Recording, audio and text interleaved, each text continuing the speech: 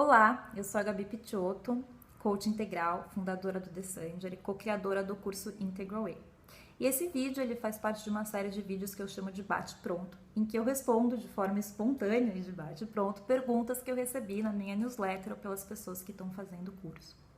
E a pergunta de hoje ela tem a ver sobre o lado real e o lado das dificuldades e como lidar com elas, do empreender com propósito, do empreender com sentido. Ou seja, quais são as principais dificuldades, que a gente enfrenta quando a gente resolve tirar nosso sonho de empreender com propósito do escuro e como que a gente pode melhor lidar com elas.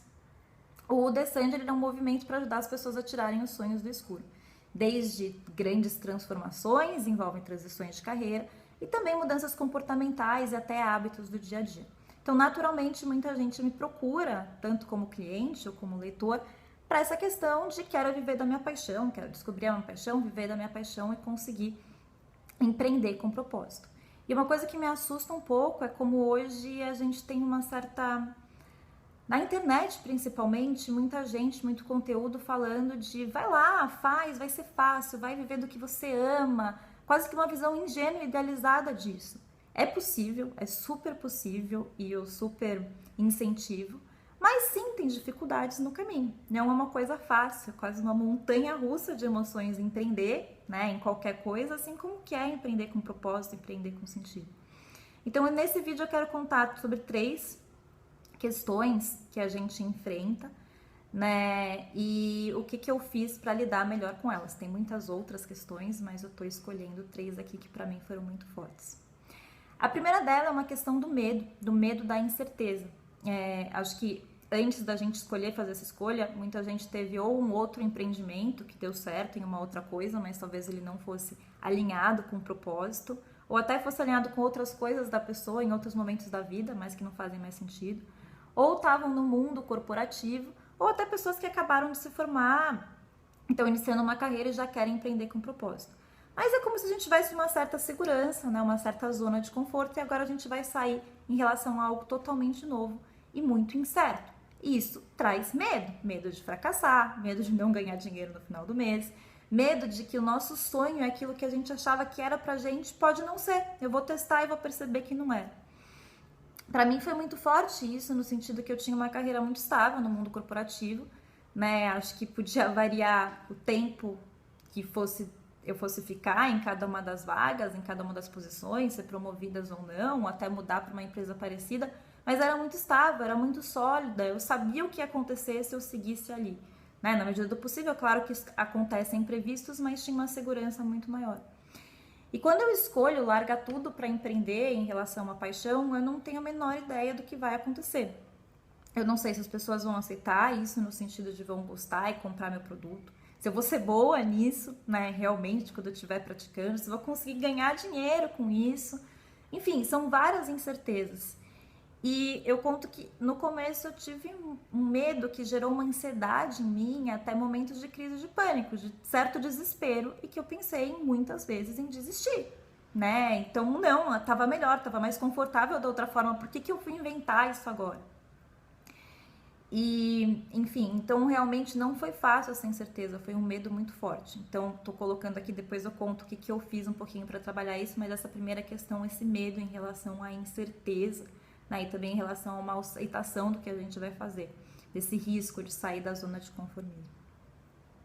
A segunda questão é uma questão que tem a ver com quase é possível a gente ganhar dinheiro e empreender com uma coisa que tenha sentido, com uma coisa que tenha propósito, Porque é quase que a gente tem uma, às vezes, crença dentro da gente que não é possível a gente ganhar dinheiro com o que a gente ama. Porque nem parece trabalhar, Fazer algo que a gente gosta tanto. E ao mesmo tempo tem uma questão muito forte de, como é que eu trago o que eu amo e transformo isso num negócio?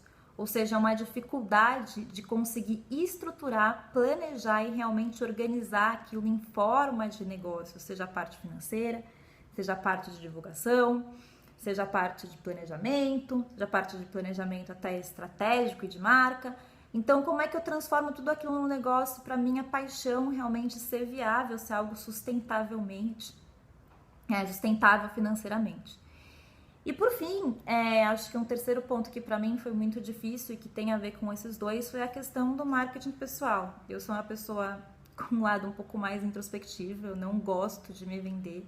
Às vezes eu tenho dificuldade de me expor, de ficar falando, olha meu trabalho, não sei o que, eu achava aquilo um pouco egocêntrico, não sei, era uma crença, uma dificuldade minha. E muita gente eu sei que tem também isso, então como fazer isso, mas ao mesmo tempo de uma maneira transparente, de uma maneira bacana, enfim, e fazer isso acontecer, porque no final se a gente não se vende, não tem esse marketing pessoal, a gente não consegue tirar o nosso sonho do escuro e fazer esse negócio acontecer. E bom, então trazendo um pouquinho como é que eu lidei com essas três coisas. Acho que a primeira coisa que puxou muito e ajudou nas três foi uma questão de realmente planejar e estruturar. Eu tinha vindo na minha carreira anterior, comecei com consultoria estratégica, em que eu ajudava, né, os negócios, a parte estratégica, a montar o conceito, o business da empresa, e também a parte financeira. Depois eu passei por uma carreira de marketing, né, de produtos, então que é muito nessa parte de divulgação, de estratégia de marca, etc. E depois uma parte de desenvolvimento humano, que o trabalho em si tem mais a ver até do que o que eu atuo, do que eu faço hoje com coaching. Eu peguei todo esse conhecimento que eu tinha nesses lugares e resolvi criar uma forma, né, uma estrutura, um passo a passo para aplicar no meu negócio. Então eu fui lá, eu criei um planejamento estratégico para o meu negócio. Eu criei um planejamento financeiro para o meu negócio. Eu vi exatamente quais seriam meus produtos, quais seriam meus clientes, como é que foca nisso. Eu consegui, de alguma forma, trazer tudo isso para criar um plano passo a passo do que eu tinha que fazer. Isso me ajudou um pouco no meu medo e na minha incerteza, porque eu falei, olha, tem maiores chances de dar certo se eu conseguir transformar isso num negócio. Ajudou muito nessa questão do planejar e do estruturar, obviamente, né? Porque no final eu falei, deixa eu usar tudo isso que eu já usei com tantos clientes para mim, mesmo que daquelas vezes não fossem empresas que tinham um propósito pessoal e paixão, mas talvez se eu usar esse know-how de negócio para um know-how de paixão e de propósito, isso pode dar certo. E por fim também está alinhado um pouco com a questão do marketing pessoal, mas eu vou tratar um pouco à parte. Então ter essa estruturação, seguir esse passo a passo me ajudou demais. E esse passo a passo envolveu criar um business plan, criar uma estratégia de marca, definir muito bem quem que era o meu mercado-alvo, saber como me comunicar com eles, saber contar a minha própria história. Então tudo isso me ajudou muito nessa lado.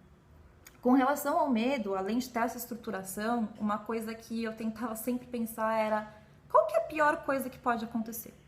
Então, se isso não der certo, se tudo der errado, o que é dar errado? Né? O que pode acontecer?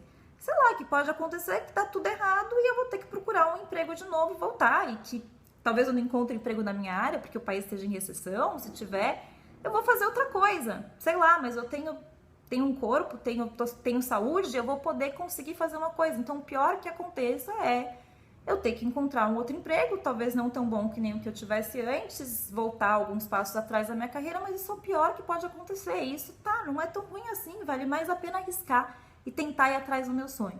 Então, isso foi uma das coisas que me ajudou a lidar com medo. A outra coisa foi assim, eu faço meditação e acho que meditar, mentalizar e tentar me tranquilizar em todos esses momentos que essa ansiedade batia muito forte, me ajudou muito, né? E outra coisa foi até o esporte físico, porque quando a gente mexe com o nosso corpo, a gente transforma a energia de ansiedade numa energia mais de engajamento, numa energia de disposição. Então essa questão do esporte físico também ajudou muito. E então foram outras coisas que me ajudaram a lidar um pouco melhor toda vez que esse medo aparecia. Então ter a estruturação, pensar o que era o pior e ver que ele não era tão ruim assim, essa questão da meditação e do esporte, e por fim ter um propósito muito claro. Então assim, a minha missão de vida, eu tinha clareza do que ela é, ainda tenho, e isso me guiava, né? Era uma coisa tão forte que me guiava a passar pelos meus próprios medos e pelos meus desafios. E aí entrando um pouquinho na questão do marketing pessoal para finalizar. Uma coisa que me ajudou muito foi trabalhar a minha crença, que eu achava que, sei lá, era um pouco egocêntrico, um pouco feio ficar me vendendo. E, do outro lado, encontrar uma forma de me vender.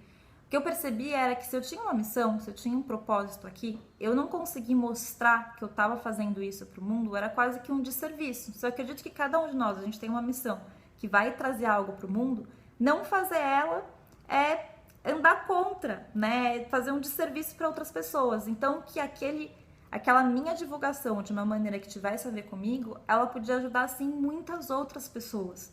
Então, aquilo não era egocêntrico, não era egoísta, mas que tinha um lado legal também.